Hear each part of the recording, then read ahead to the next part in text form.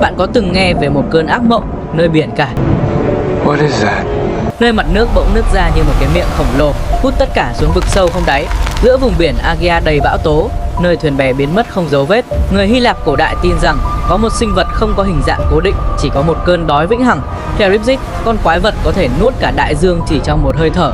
Nhưng điều kỳ lạ là hàng nghìn năm sau, những nhà nghiên cứu hiện đại bắt đầu phát hiện ra những âm thanh, hình ảnh và dữ liệu sonar cho thấy có thứ gì đó tương tự như Charybdis đang tồn tại thật sự.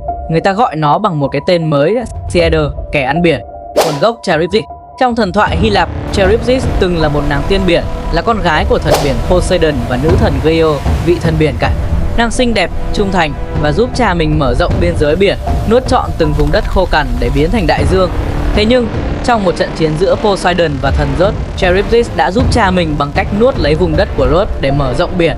Với Zeus, biển cả chỉ nên dừng ở ranh giới định sẵn.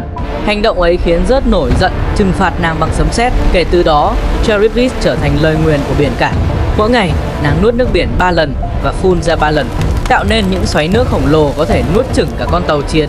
Trong thần thoại Hy Lạp, Charybdis thường xuất hiện cùng Scylla, một quái vật khác sống đối diện nàng qua eo biển hẹp giữa Sicilia.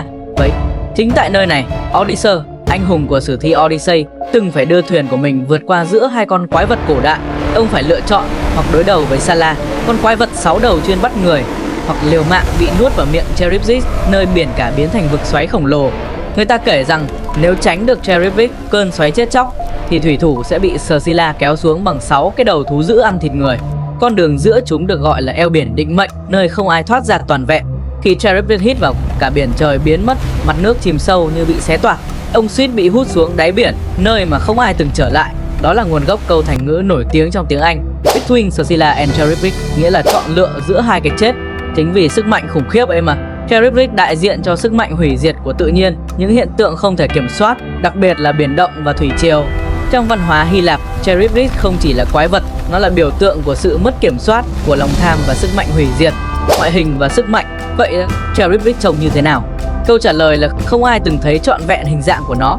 Những gì người ta mô tả chỉ là một cái miệng khổng lồ như vực thẳm, rộng hàng trăm mét, bao quanh là cơn xoáy nước có thể hút cả núi đá xuống đáy biển.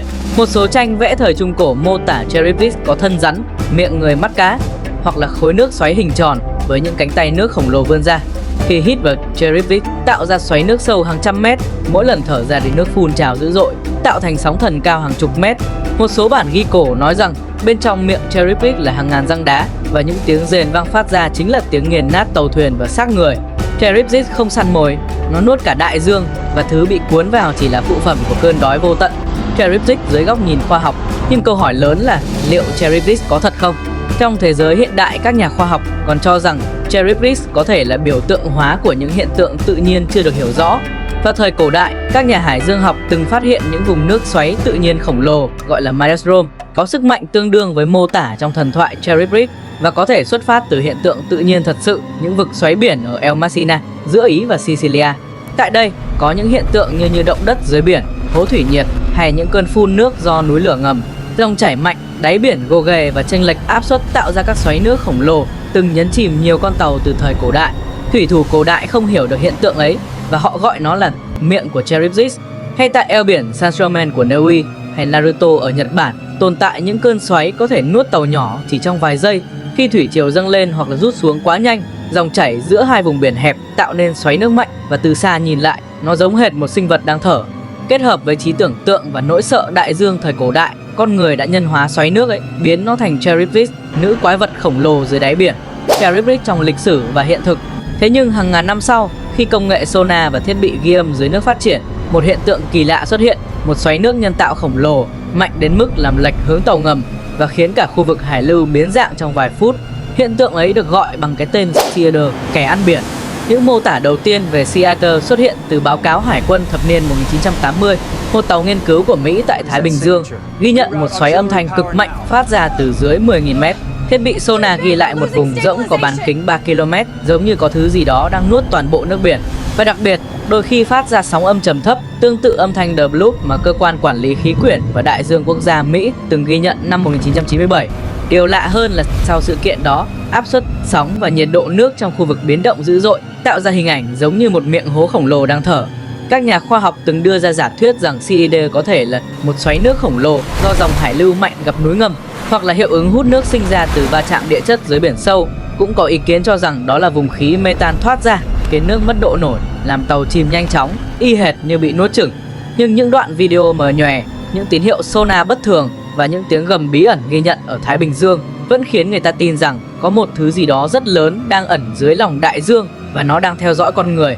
Nhiều người cho rằng Sea chỉ là một hiện tượng địa chất, nhưng điều kỳ lạ là mỗi lần âm thanh đó xuất hiện, khu vực xung quanh lại ghi nhận những xoáy nước khổng lồ bất thường, đủ mạnh để kéo chìm thiết bị thăm dò dưới đáy. Các nhà hải dương học gọi đây là vùng áp sụp biển sâu, nhưng trong các diễn đàn nghiên cứu huyền bí, người ta gọi nó bằng một cái tên khác, Cherubis tái sinh. Giả thuyết và nhân vật Sea cũng được lan truyền mạnh mẽ hơn bao giờ hết. Họ cho rằng có thể tồn tại một sinh vật khổng lồ cổ đại, tiến hóa từ những loài sinh vật tiền sử ở tầng nước sâu, nơi ánh sáng không bao giờ chạm tới. Cấu trúc cơ thể của nó có thể tạo ra áp lực hút khủng khiếp, giống như cơn xoáy của Cherubis trong thần thoại. Có lẽ Sea sinh ra chính là hình hài hiện đại của Cherubis, một bóng ma cổ đại của đại dương chưa bao giờ biến mất, chỉ ngủ yên chờ ngày thức tỉnh. Sea theo ghi nhận của các nhà nghiên cứu độc lập, có những đặc điểm khiến giới khoa học rùng mình vì chúng trùng khớp đáng sợ với mô tả về Cherubis cổ đại. Nó tạo ra xoáy nước khổng lồ khi di chuyển, có cấu trúc miệng tròn như hố sâu, bao quanh là hàng ngàn răng nhỏ, phát ra từ trường yếu nhưng liên tục biến động, đủ để làm nhiễu radar. Và đặc biệt, nó chỉ xuất hiện ở những vùng biển sâu tối tăm nhất, nơi con người gần như không thể tiếp cận. Một số nhà nghiên cứu thần thoại học tin rằng Sea chính là hình ảnh tái sinh của Cherubis, hoặc đơn giản hơn, chính là cách mà trí tưởng tượng cổ đại diễn tả những hiện tượng cực đoan mà con người thời ấy không hiểu nổi. Huyền thoại hay sự thật? Có lẽ Cherubis chỉ là huyền thoại, nhưng cũng có thể, giống như nhiều sinh vật cổ xưa bị cho là thần thoại, từ cá mập Megalodon đến mực khổng lồ, Cherubis đã từng tồn tại, chỉ là nay đã ngủ yên dưới đáy biển sâu. Còn Sea liệu nó là sinh vật hay chỉ là hiện tượng thủy động học phức tạp chưa được giải thích? Chúng ta không thể biết chắc, nhưng những dữ liệu sonar, những tiếng thở kỳ lạ và những xoáy nước khổng lồ kia vẫn cứ xuất hiện.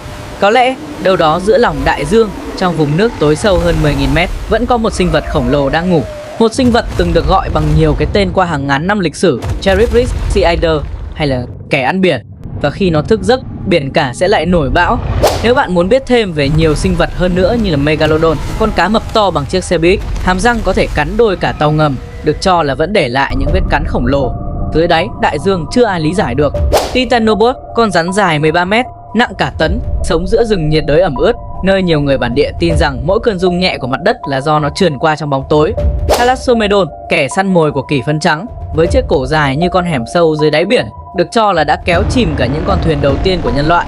Và còn cả những huyền thoại khủng khiếp như Krake, cơn ác mộng của đại dương phương Bắc, vươn những xúc tu khổng lồ cuốn nát cả con tàu, chỉ để lại bọt trắng và tiếng gào vọng qua sương mù. Leviathan, hoàng tử của vực sâu, đại diện cho sự hỗn loạn và cơn giận dữ của biển cả, được nhắc đến trong kinh thánh như kẻ hủy diệt cuối cùng. Hay đây ra con quái vật rắn 9 đầu trong thần thoại Hy Lạp, mỗi khi bị chém đứt một đầu, hai đầu khác mọc lên thay thế một biểu tượng của sự bất tử và nỗi sợ không bao giờ chết.